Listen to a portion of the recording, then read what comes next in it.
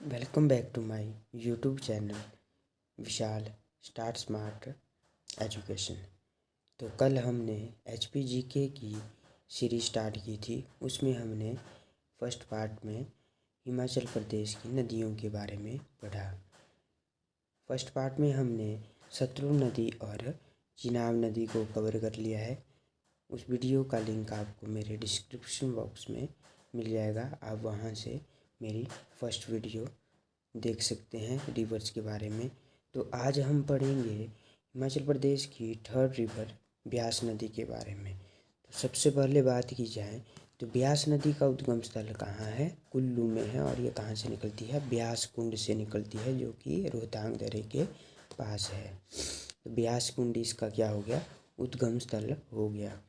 वहाँ से निकलने के बाद इसमें कुल्लू में ही इसकी सबसे बड़ी सहायक नदी पार्वती नदी प्रवेश करती है। और कुल्लू से निकलने के बाद ये मंडी में प्रवेश करती है। मंडी में इसकी दो सहायक नदियां हैं, जो है उल्ह नदी और सुकेती नदी।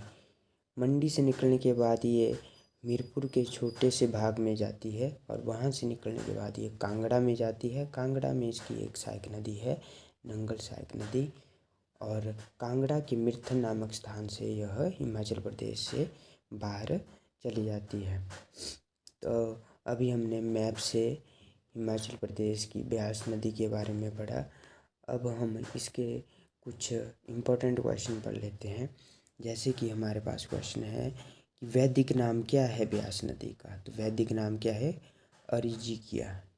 संस्कृत नाम क्या है? विपाशा। जल ग्रहण क्षेत्र कितना है इसका? 12,000 वर्ग किलोमीटर।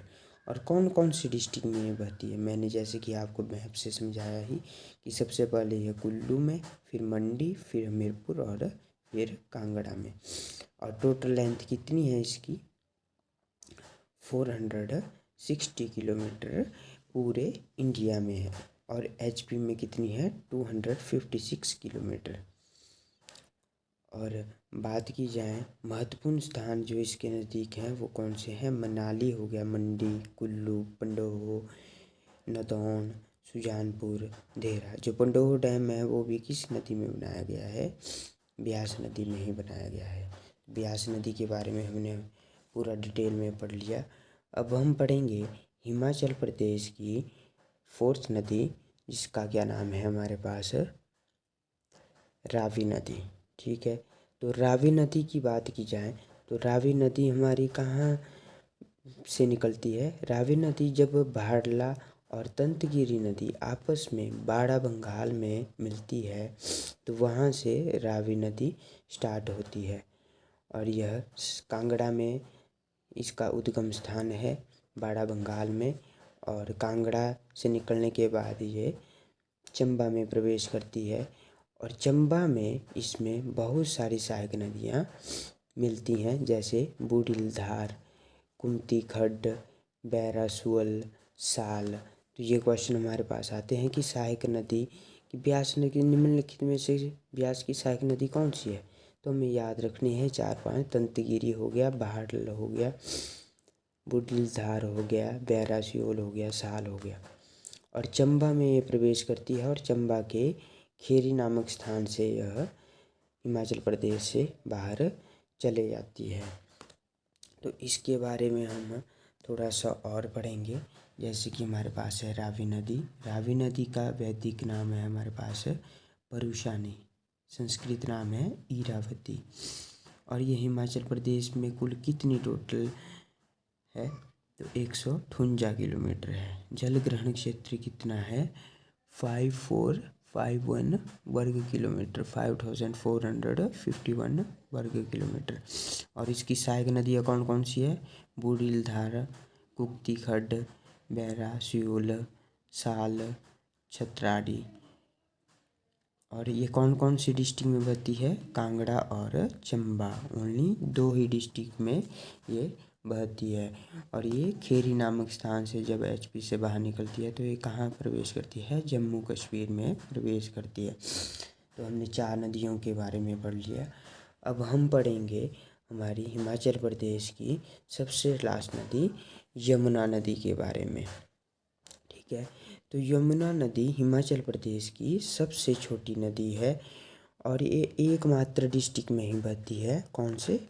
सिरमौर डिस्ट्रिक्ट में ही यह बहती है। सिरमौर डिस्ट्रिक्ट में यह थोड़े से हिस्से में ही बहती है। ये टोटल 22 किलोमीटर ही बहती है और इसकी सबसे बड़ी सहायक नदी है टॉन्स नदी। और यमुना नदी का उद्गम स्थल कहाँ से है? कालिंद्र पर्वत से, उत्तराखंड के कालिंद्र पर्वत से है यमुना नदी का उद्गम स्थल। तो ये हमने हिमाचल प्रदेश की 5 नदियों के बारे में पढ़ लिया। अब यमुना नदी के बारे में हम थोड़ा सा और डिटेल में पढ़ लेते हैं। जैसे कि हमारे पास ये यमुना नदी है तो इसका पुराना नाम क्या है? कालिंद। और टोटल लेंथ कितनी है इसकी? पूरे इंडिया में 1525 किलोमीटर है और एचपी में ओनली 22 किलोमीटर। तो ही मैंने कहा कि ये हिमाचल प्रदेश की सबसे छोटी नदी है। और पौराणिक संबंध इसका किससे है? सूर्य देव के साथ है। तो एक क्वेश्चन आता है कि यमुना नदी का पौराणिक संबंध किसके साथ है? तो किसके साथ है? सूर्य देव के साथ है। और जल ग्रहण क्षेत्र कितना है? 2320 वर्ग किलोमीटर। और ये एकमात्र एक ही ज़िले में बहती है। कौन सी ज़िले में? सिरमौर ज़िले में बहती है। हिमाचल प्रदेश की सबसे छोटी नदी है। और इसकी सहायक नदी कौन सी है? टॉन्स नदी है। तो यही हमारे पास यमुना नदी के बारे में है।